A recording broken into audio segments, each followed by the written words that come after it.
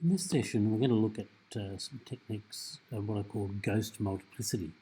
So to do this, you would already have a multiplicity image created, and I'm going to use the example that I did in my multiplicity tutorial. And I want to make it so some of the images appear as ghosts. I'll show you what the finished image would look like. So the idea is that the images get progressively stronger towards the final one.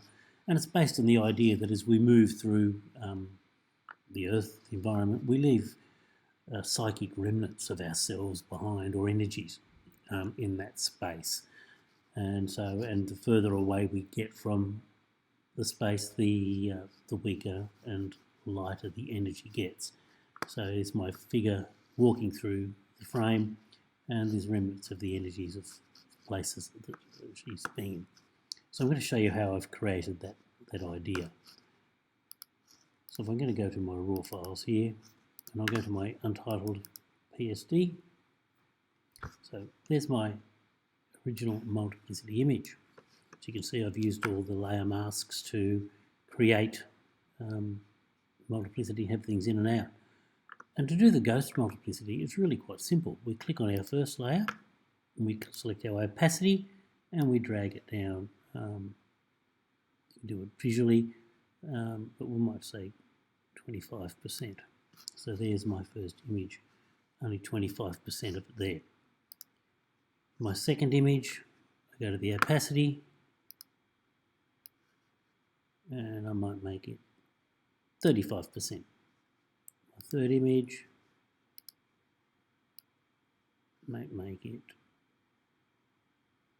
60%. My fourth image, maybe 80%. And my last image, of course, is 100%. So there we've got, quite simply, ghost multiplicity. Now you can play around with the order in which you do things. You might want your middle image to be stronger. You might only want one or two of these images there. You might say, I actually only want the one image. So I've got the one ghost here watching themselves walk past. So you can create a different narrative with it. A lot depends on the story or the narrative that you're building within your multiplicity, and you can have a lot of fun with that. So you can have more than one. I might have just two, and so on. But I don't mind that one with just the one image sitting watching. Obviously you have that one a bit more solid, or you can make it a bit lighter if you want to. And as with the multiplicity, at this point you'd save the work, and you could then crop down and isolate and get rid of all the background. So we might hit file, save as.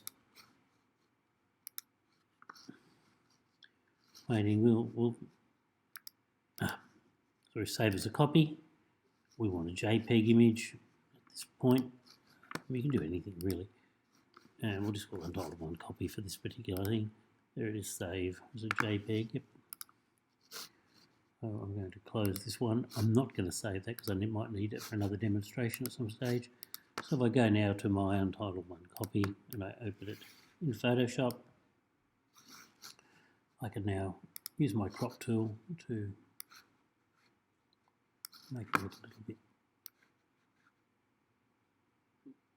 better, cropping it down, getting rid of the unused areas, but also playing around with where my thirds are in relation to my person and my rule of thirds. And my composition, yep. And I might then go image crop. And there would be my two-figure multiplicity, or if I'd wanted to keep the 5 in, I could have done that. So that's how we play around with ghost multiplicity. It's something I'm sure you'll be able to have fun with and experiment with. So you can either go out and shoot one entirely from scratch for the ghost in mind, or you go back to an existing multiplicity that you have and you can experiment with that one.